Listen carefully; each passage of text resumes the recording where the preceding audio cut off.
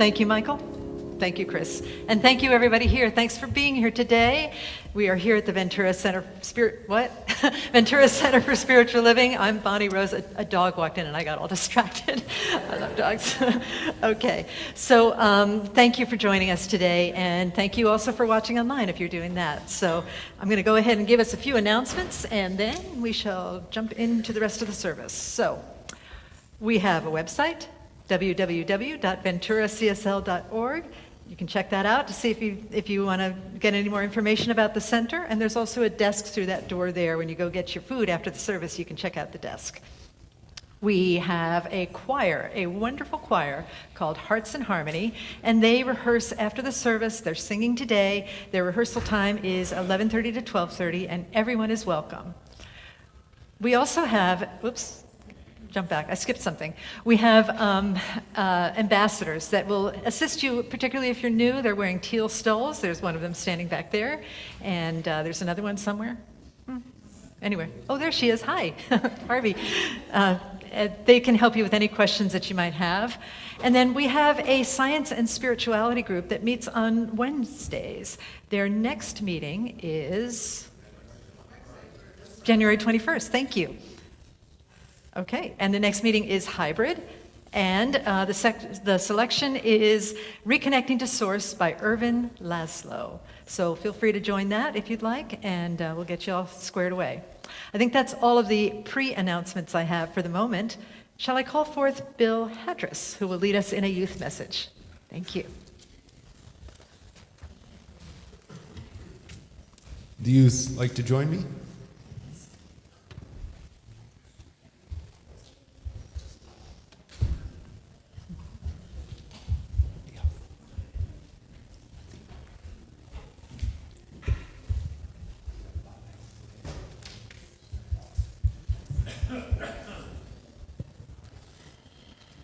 As Reverend Bonnie said, I'm Bill Hadris.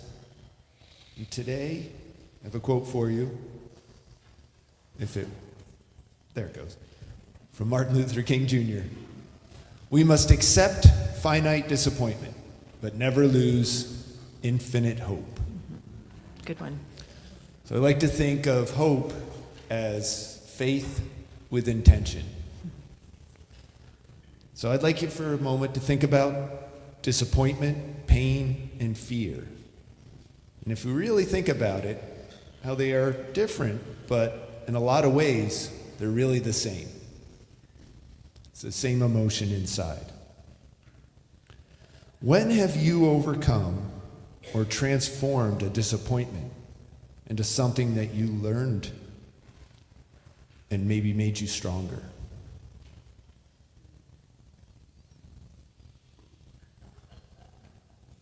Anybody think of one? You have one? You want to share? When my mom beat me in a board game, but then I learned and then I beat her. Nice. Outstanding example. Thank you. You have one? I do not know. You don't know. Okay. You want to share? No? Okay. So, suppose we didn't deny or avoid pain, but rather embraced it as an invitation to higher consciousness, deeper love, and more resolute faith in action. What do you think you can do to turn your pain into something better? You put that in your mind for a moment. What do you want your fear to become? Always remember to have faith in yourself and in your ability to accomplish your dreams. By using your heart and your mind together, you can create fantastic demonstrations filled with joy, happiness, and fun. So does everybody have that outcome in your mind? I'd like you to take a deep breath. Imagine yourself at the end of this year having accomplished this wonderful outcome. Doesn't it feel wonderful? Woohoo. Picture yourself having succeeded and hold on tightly to that image in your mind. and in your heart. Now allow peacefulness and happiness to fill up your entire body and into each and every cell.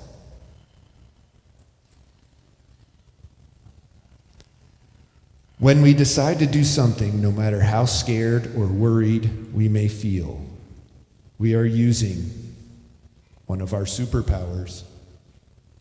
Remember, our courage superpower. And my remote is, okay, there it goes. Yeah. I invite you all to repeat after me. In God, all things are possible. In God, all things are possible. And so it is. And so it is. Thank you. Thank you, Bill. Here we go. You are the face of God. I hold you in my heart. You are a part of me. You are the face of God. You are the face of God. I hold you in my heart. You are a part of me. You are the face of God. And so it is. Thank you. All right. And now we'll have a prayer from our practitioner, Mark Lager. I invite the ministers and practitioners to stand with me to anchor this prayer for this community. Taking a deep breath, closing our eyes, and entering into that sanctuary inside where only the self dwells with the great source. I know that there is only one. There is only divine energy. There is only Spirit, the great Spirit, creator of heaven and earth, this dimension, and all dimensions. And I know that I am one with this source.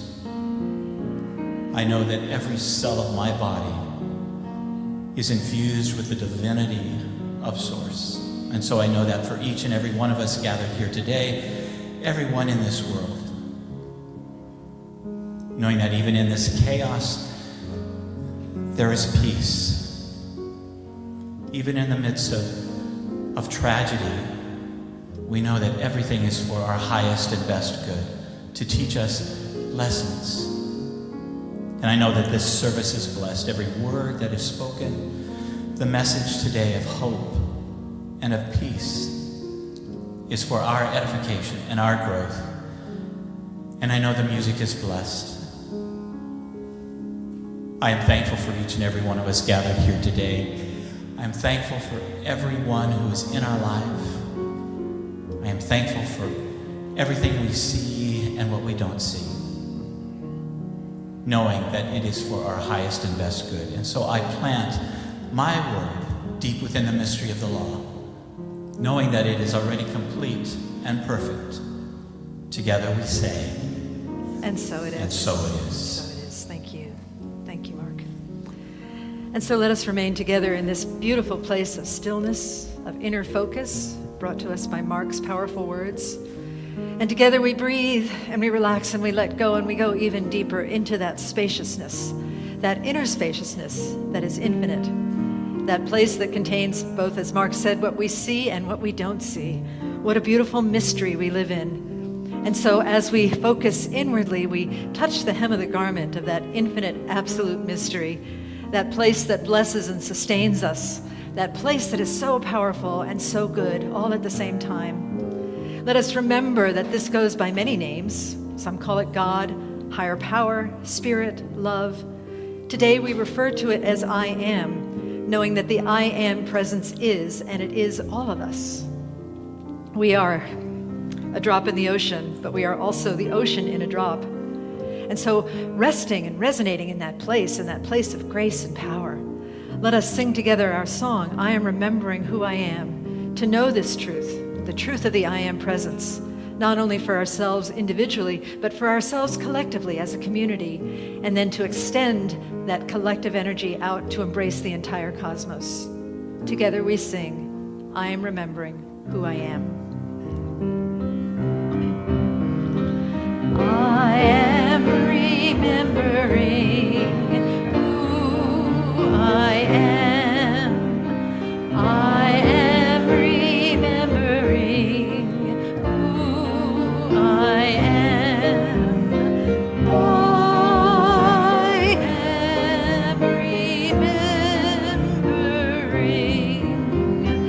I am remembering.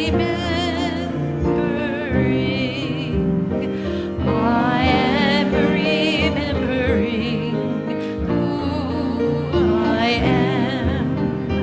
I am remembering who I am. I am remembering.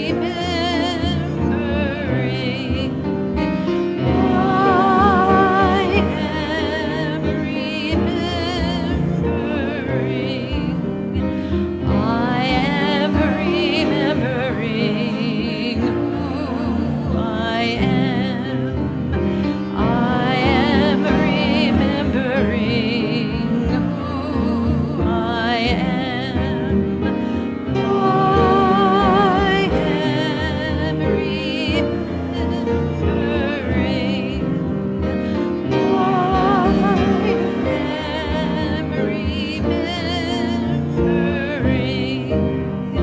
I am remembering who I am. I am remembering who I am. I am remembering. I am remembering. I am remembering who I am. I am remembering who I am.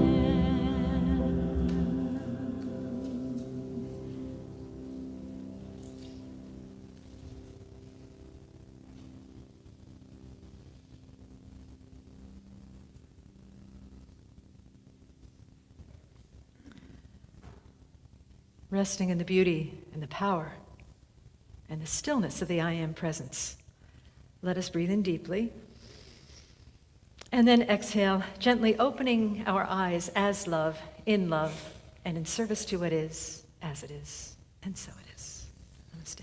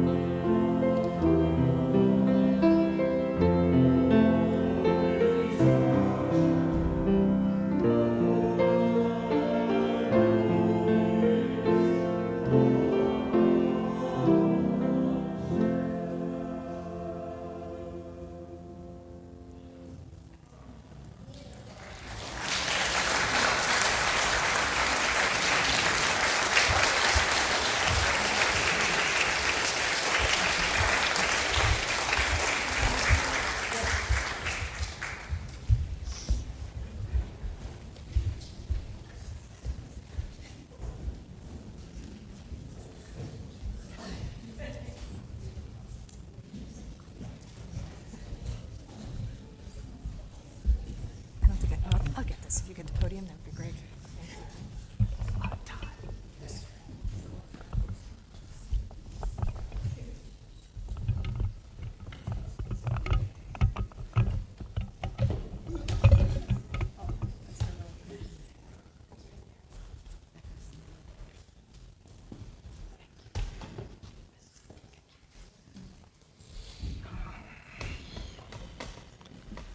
Thank you, choir, Mary. Thank you, everybody. What a beautiful song, and how perfect it is for right now. The message is, why hope? And much of this message is taken from an article that I read on www.awaken.org. That's one of Service Space's portals. And it's an article by a gentleman named Jamil Zaki, who is a therapist, a psychologist, an author, who wrote a book called Hope for Cynics. And he's also the director of Stanford Social Neuroscience Lab. I'm just going to ask you all to read it now so I don't have to turn up stage, okay? And we are in the process of getting a bigger monitor so Grandma can see, okay? All right. So, thank you. So I'm going to start by reading the very first part of this article. It's a myth that many of you might be familiar with. It says, according to an ancient myth, hope arrived on earth as part of a curse. Prometheus stole fire from the gods, and Zeus avenged the theft with a gift. He commanded the creation of the first woman, Pandora, and and presented her to Prometheus' brother. Now, they don't mention the fact, by the way, that they tied Prometheus to a rock and had an eagle pick at his liver for all eternity, but there's that, okay. No, they talk about the first woman like that's worse, okay. Oh, wait, I'm on a rampage here, okay. Anyway, they gave Pandora to Prometheus, and then Pandora, in turn, was given a clay jar, which Zeus told her never to open. Curiosity got the better of her. She lifted the lid, and out flew all the world's ills, sickness and famine for our bodies, spite and envy for our minds, war for our cities. Realizing her mistake, Pandora slammed the jar shut, leaving only hope trapped in the inside. I know, right? But what was hope doing there in the first place, alongside our miseries? This is an audience participation service. I love this so much. Okay. Some people believe that hope was the jar's only good. Others think it fits perfectly with all the other curses. The philosopher, this bright and shining star named Friedrich Nietzsche, called hope the most evil of evils because it prolongs man's torment.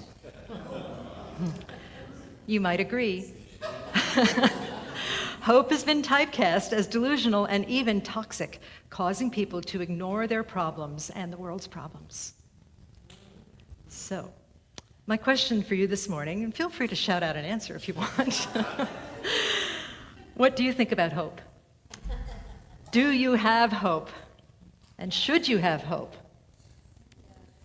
You know, even in the Science of Mind teaching, there's this theory that we don't hope. We don't have hope in Science of Mind. We don't have hope, we know. Right? I'm not a fan of that. I like hope, okay? I'm a fan of hope. What that thing means, if you've ever heard it, that sentence, we don't have hope, we know, it means that if somebody prays for you, if you come down here front and a practitioner prays for you and you say, dang, I hope that prayer worked. No. That's not how it's done. We know prayer is a shift in consciousness. The answer to prayer is the prayer itself, because as we pray, our consciousness shifts to open ourselves up to better possibilities. So yes, we believe in hope here, and also some scientists think differently about hope than our brother Friedrich Nietzsche. Psychologist Richard Lazarus said, "To hope is to believe that something positive, which does not presently apply to one's circumstances or one's life, it's to believe that something good can materialize. Hope is a response to problems." Whoa, not animation. Oh, that was perfect timing. And please know that baby noises are most welcome here, okay? Sometimes we see mommies shushing their babies. No need to shush any babies, right? And if anybody around you shushes you, you tell me and I'll go over there and slap them. No, I'm kidding. Okay. I did not just say that. I hope I didn't mean that, okay? Anyway, spiritually speaking, Emily Dickinson said my very favorite quote about hope altogether. Hope is the thing with feathers that perches in the soul, everybody, and sings the tune without the words and never stops at all. Did anybody get chills as we read that together? I'm so glad you all joined in with that. How much more beautiful than me just reading it, to have all of you read it too. That it's so beautiful. It's that delicate thing that perches in our soul and it sings the tune. It doesn't need to know the words. It just knows there's a tune there and it sings and it never stops at all. That's the most important part, is that it never stops at all. Hope, like God, is omnipresent. Hope is perfect, meaning that it includes everything, and everything includes the potential for hope. And hope exists whether or not we accept it or receive it. Hope is there waiting for us to say yes to it, but it must be received. It will not force itself on it because it is that delicate thing with feathers that perches in the soul. It will not force itself on us. We must receive it. So this morning, notice if you're feeling hopeless in any area of your life, whether it's personal or global, and ask yourself, will I receive hope today? Will I open myself to receive hope? And will I use that hope to soothe myself and to inspire myself? And then will I use it for the greater good to soothe and inspire others? And will I allow hope to formulate within me creative responses to problems? Will I allow hope to move me, to move us into positive action, positive life-affirming action? Now, some say that the opposite of hope is cynicism. Cynicism, the cynic assumes people are bad. That's a picture of Eeyore, and I'm going to have to turn up till you read this. I changed it a little bit. Eeyore says, you could be worse. Not sure how, but you could be. That is a cynic. But you know what? Behind cynicism is this subtle assumption. The finite self assumes that you know everything about everybody. Guess what? You don't. Okay? We don't know everything about everybody. We don't know anything about anybody, really. We only have our experience and our projections, and the rest is a mystery. The rest is a greater wholeness waiting to be revealed if you believe in mystical or science of mind teachings. The rest of life, all of life, is a mystical wholeness waiting to be revealed. I'm going to give you an example of a time when I was hopeless. It's the closest I ever had to having a panic attack because I was so afraid. And it seems going to seem so trivial compared to certain things that I've been through and certain things that other people have been through, but this just really hit me where I lived. And some of you have heard this story before, but I'm going to tell it again because it applies to this situation. Come on. Oh, there we go. Okay. Some of you know that a little over a year ago, I was banned from Facebook for life. Banned from Facebook for life. Let me say that again. Banned from Facebook for life. Everybody, banned from Facebook for life. I don't post anything inflammatory on Facebook. I just was hacked, and somebody posted something either overtly sexual or violent or something, and I got banned from Facebook for life. And I went through all kinds of hoops to try and get back on Facebook. Finally, I heard about this guy in Pakistan. I gave him all of my logon information. I know. He did what he did. The whole time I was worried about it. And then he got me back. He got my account restored. And then he said, I have to tell you something very important. And I said, okay, this is it. This is the big scam. And I examined my soul. I examined my soul to see why I was so afraid. Well, I even asked Rabbi Lisa, our local rabbi. I said, Rabbi Lisa, am I a xenophobe? Am I just afraid because he lives in a different part of the world that he's going to rip me off? And she said, no, you're not a xenophobe. You're a scamophobe. And if you lived in Kansas, you'd still be afraid because there's so much scamming going on out there. So I examined my soul, and as I was waiting, I told him, you need to give me this information. After a little bit, I need some time to sort of settle. Instead, I worked myself into a frenzy, and I came up with my worst-case scenario was that he was going to blackmail me, and he was going to take all of my money. And the form of blackmail that I had decided that he was going to use upon me was that he was going to connect my head to a naked person. my old lady head to a naked person. Now, several months after this, I told my friend Reverend Carol Lotz about this story, about how I was scared that he was going to connect my head to a naked person, and she said, you know what the proper response to that is for someone your age, right? I said, what? She goes, thank you. Thank you for putting me in this nubile, young, sassy body. Thank you. Well, as it turned out, he did not connect my head to a naked person. He just told me that he wasn't going to charge me because he hadn't really done anything for me. He kind of snuck me in with another client. I ended up paying him anyway, and everything was resolved. I'm back on Facebook. Not that I want to be, but I am, because I need it for my business, for the church, blah, blah, blah. But then I pondered, why did I go to that scenario? Why did I lose hope that there was goodness in this person? I was so cynical. Remember we said that a cynic assumes the worst about people? Why did I assume the worst about this guy in Pakistan? And then it occurred to me that we do unto others as we would have others do unto us, but also as we do unto others, we expect them to do unto us. And I have been known a time or two to connect a head to a different body.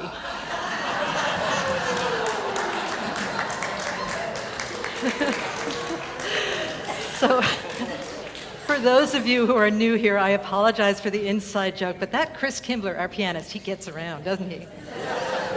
There he is as Pharaoh, and Ken from Barbie and Ken. So you see how your assumptions, how the way you relate to reality affects the way you think reality is relating to you? That applies to all of us, not just me, not just Chris Kimbler, but to all of us sitting here in this room, to all of us. What I've noticed a lot in my life, we're going to just leave this up for a minute, okay?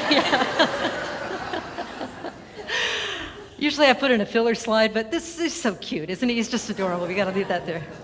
But I notice it a lot around rejection, right? I've noticed in the past that I fear rejection, but it's because when I reject others, I take it very seriously. I don't know that the rejecting of others is about me, but I just think that when others reject me, it's about me.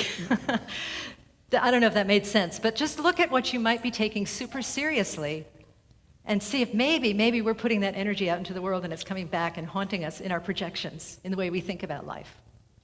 We do unto others as we expect others to do unto us, okay?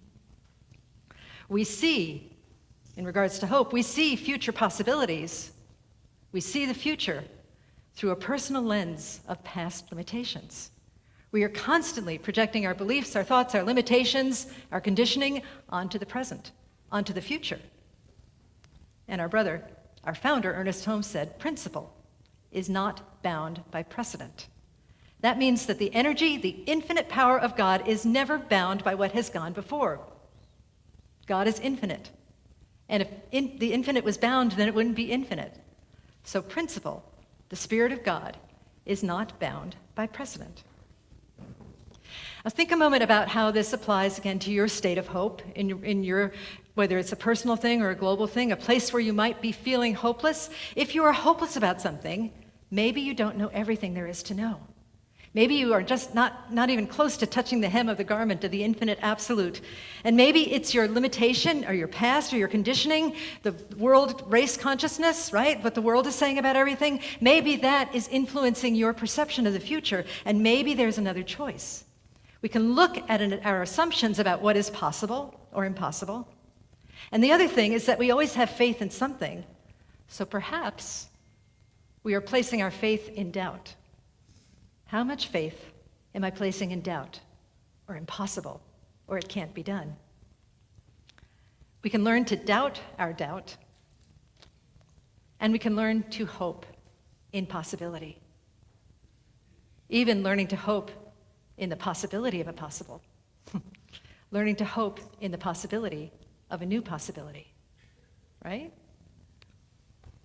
There's always room for hope because, again, hope is that thing with feathers that perches in the soul, that is omnipresent, that is in everything. It is always there. Now, I thought this was interesting. It was from that author that I quoted before, Jamil Zaki, from that article. He talked about a bridge from cynicism to hope. And he defined the bridge from cynicism to hope as skepticism. Isn't that odd? He says that cynicism is a lack of faith in people. It assumes that people are irreparably flawed.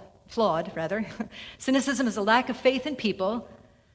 Skepticism is a lack of faith in our assumptions.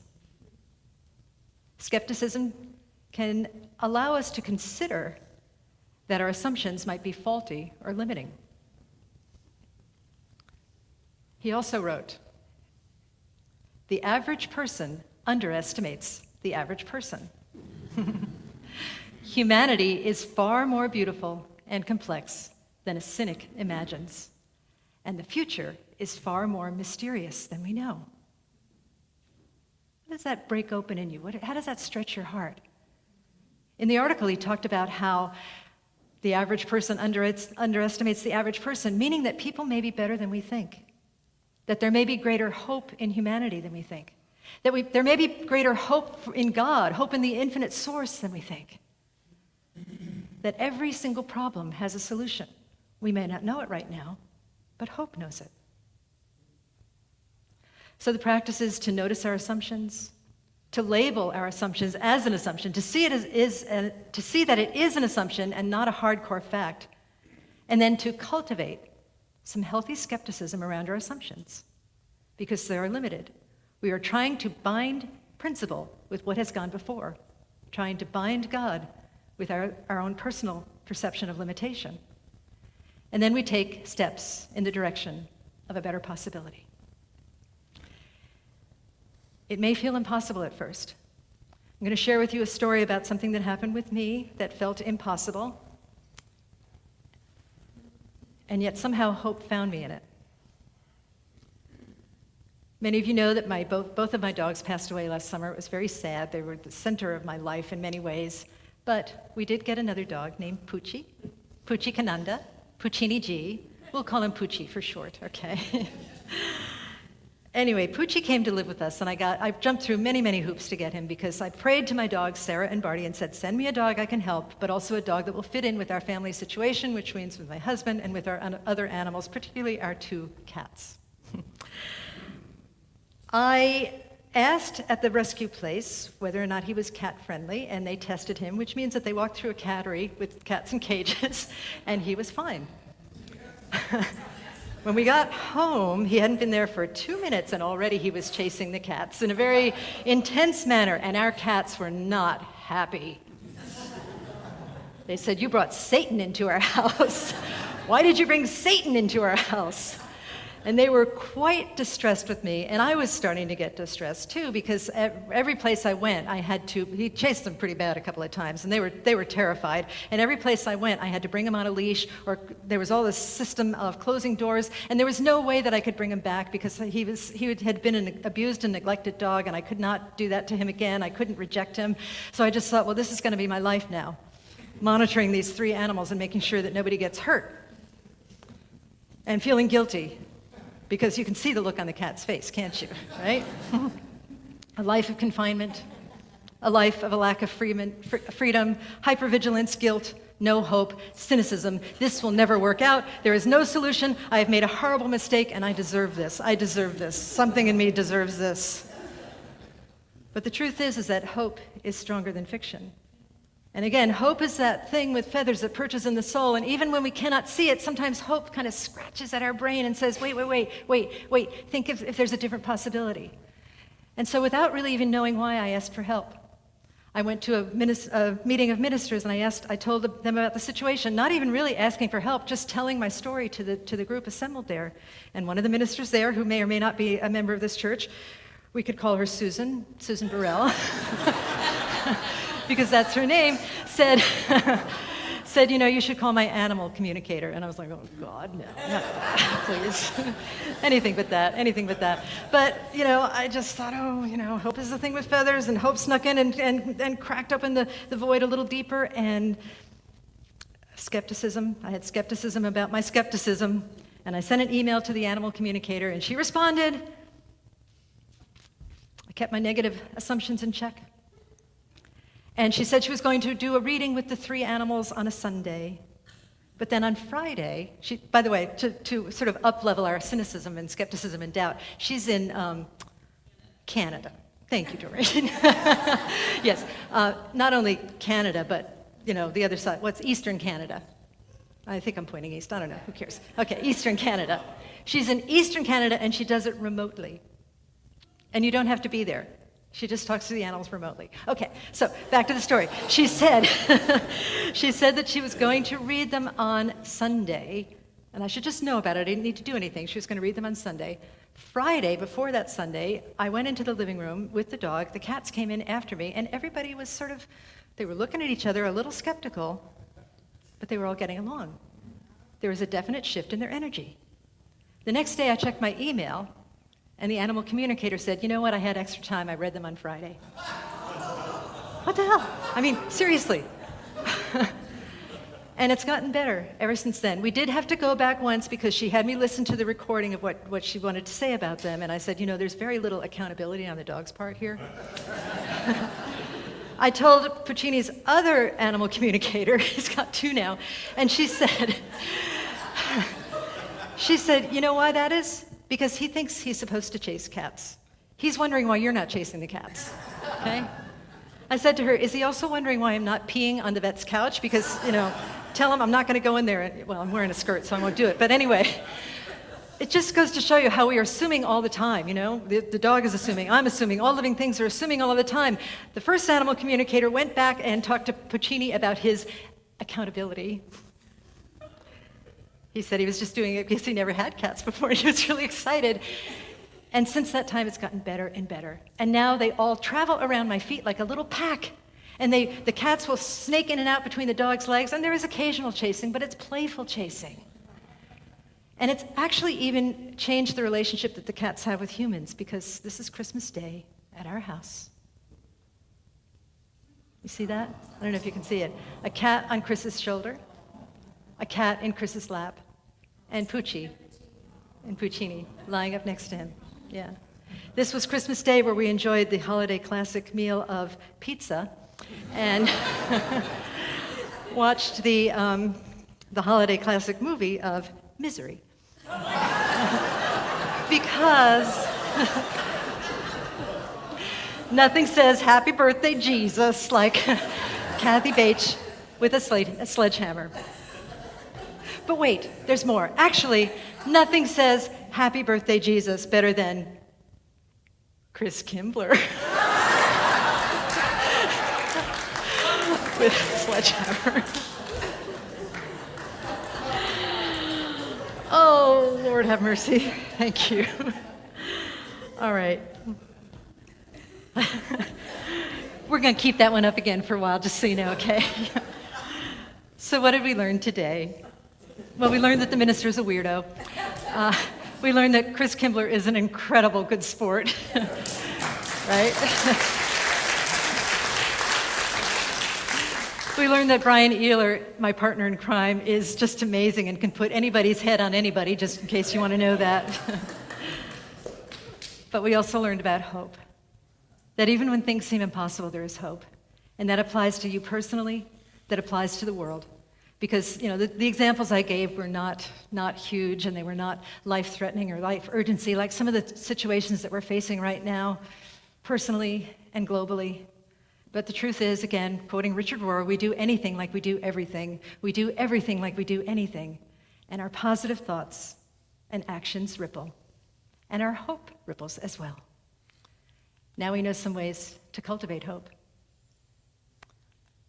We can... Come on, Stinky. Okay.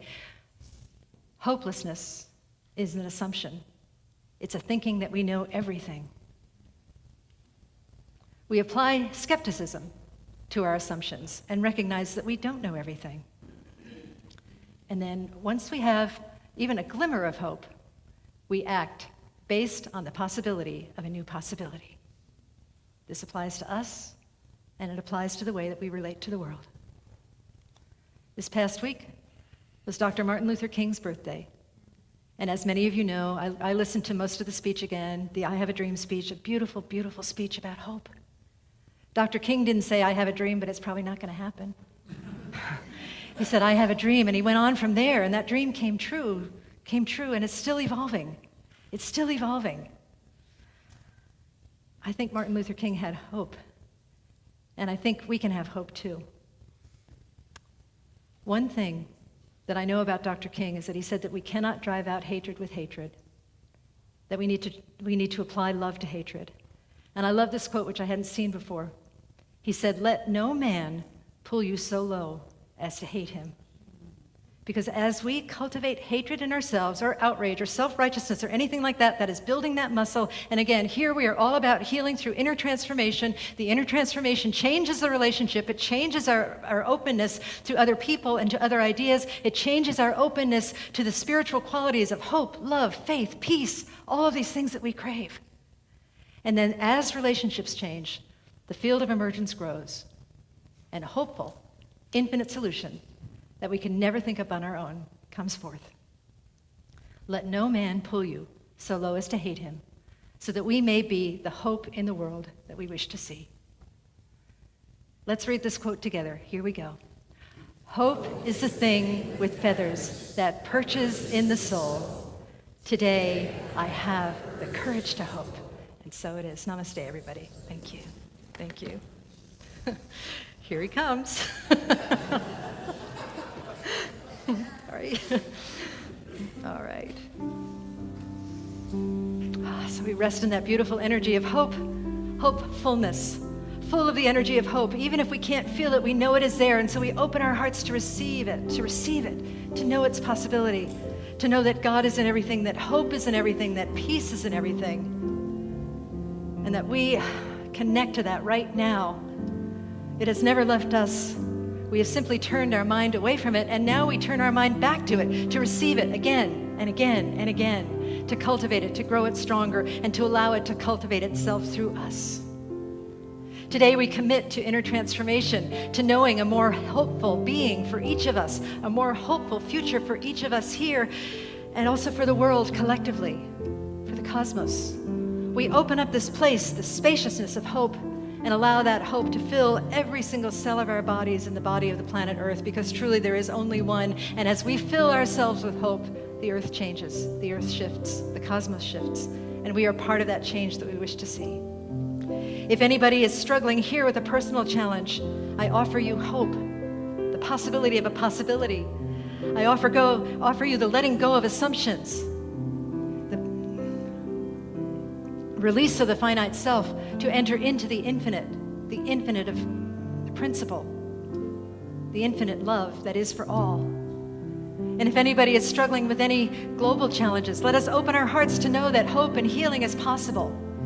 We open ourselves to receive that, to receive the vision of that, and to act accordingly with kindness, peace, and love, to bring forth transformation here for everyone. I'm so grateful for this teaching, so grateful for this truth, so grateful to know the power and presence of love, of hope, of joy, of peace in every single being. So grateful for this teaching. I bless all teachings, all paths to God, churches, synagogues, mosques, temples, ashrams, fundamentalists, atheists, all people everywhere, knowing that everybody is part of a divine plan. And with the sense of blessedness, I say thank you, Spirit. Thank you, love. And I release these words into the mystery. And together we say, and so it is. Namaste. Thank you. All right. So both Lonnie and Bernie are out today. So I'm going to invite us to do the offering blessing. Now is our time for sacred conscious giving. So let us read this affirmation together. We trust in spirit. Love is the giver and receiver of all that we are. We offer these gifts. They are an outer expression of our inner abundance and compassion. Our gifts bless many and return to us multiplied in miraculous ways so that we may give again. And so it is.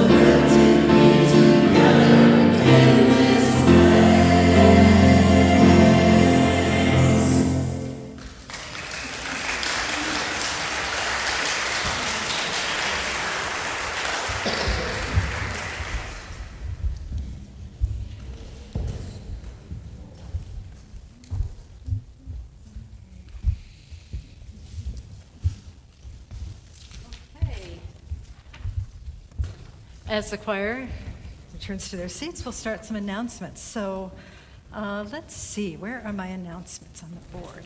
There they are. They're coming? Okay then. Okay, so website, never mind. Oh, Shelley, you're first. Where's Shelley at? Okay, there you go. Shelley's going to come up and make an announcement. Okay.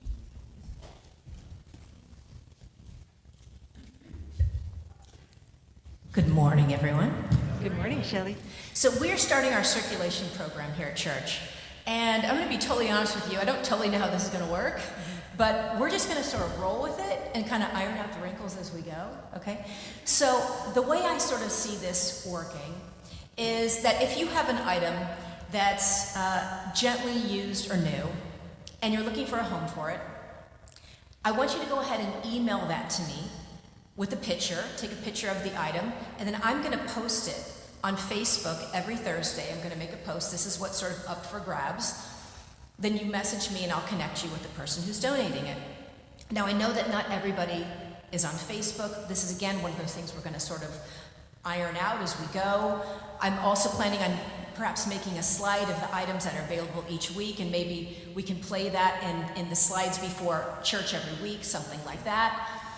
So that if you, again, have something that you'd like to donate, and when I want to go back to really quick, something that's new or gently used.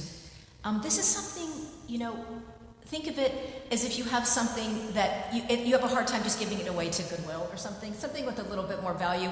Like, please don't message me with some serving spoons and things like this. That's something that perhaps could go to Goodwill, but something of a little bit of value that you'd like to see go to someone perhaps in our community. A perfect example is right up here. We had someone from our center send a picture of me, these two things this week that they're looking to circulate, and one is a suitcase that's fairly new, and also a color Epson printer, that has never been used, still in the box. So if this is something you could use, please feel free, reach out, let me know. We need to do a little clicker. Oh, okay. And if you go to our website, okay, under serve, right there, you go down to Sunday Teams, and that's where you find my information. Okay, that's how you can find me. So that's basically it for now. Thank you so much. Thank you, Shelley. Appreciate it. Okay. All righty. Okay. The next announcement is a class that I'm starting to teach. It starts, the information's in there. I won't give you the details of the class, but the name of the class is The Mystical Path in Money, A Journey Toward Infinite Living. And it's a class in a mystical approach to the world, which is often what I talk about here on Sundays, but also anchoring it with something that sometimes creates challenges for some of us, which is money. Sometimes folks think that money is not spiritual, money is the root of all evil. It's really clinging to anything that causes suffering. That's what that's about. So the other reason, I think, to invite people to come to class is that you'll learn a lot, but also the community building is just beautiful. The last class I taught, how many people were in the last class I just did? Yeah. It was so much fun, wasn't it? And such warm relationships, and just thank you. Just beautiful, just a beautiful experience to get to know people and to support one another as we grow spiritually. So you can sign up in there, you can sign up online. All the details are in there and on the website as well. And I hope to see you there. It's pretty big class already, but if you want to join, we have room for a few more, okay? All righty. Then we have some save the dates, upcoming classes. Are you a light leader? Awaken your inner authority. A light leader workshop with Susan Burrell, and that is 5 Mondays, February 16th through February 20th. It's in the morning on Zoom, and it's priceless pricing, okay? 5 days, sorry, thank you. 5 days, 5 consecutive days. Yeah, thank you, I appreciate that. Feel free to jump in if I mess up, okay? Then the next thing is space clearing, right? Space clearing with Susan Seal. And that's on Saturday, February 21st. Who has a junk drawer or a junk in their trunk? No, junk in their house, right? Yeah. It feels so good to let go of that stuff. So Susan is going to be helping us with that, and that's a beautiful workshop to take. That is also here at the center, and it's in person, okay? Jennifer wants us all to know that your year-end tax statements were emailed, and if you need anything, please contact her in the office. You can check your spam too if you want, but if you didn't get it for some reason or whatever, just go ahead and check Jennifer in the office, okay? Lost and Found still has stuff in it. It's going to go to the thrift store pretty soon, so if you feel like you're missing something, check out the Lost and Found, and we will be grateful when it is down to an empty bucket. Okay, Sunday Hospitality is through that door, and we also have a giveaway bookstore, and we have the desk there where you can sign up for things. And then one more thing, if anybody is struggling with anything, or if anybody has something that they'd like to celebrate, we offer prayer with our practitioners down front after the service. It is a beautiful experience, a wonderful experience where you feel really seen and heard and your heart expands. As I said in the service, that the prayer is the answer to prayer. And so come and get your prayers answered by lifting your hearts, by speaking with one of our wonderful, beautiful, talented practitioners. I think that's all I have for now. So let's go ahead, we'll do our affirmation. Let's stand up.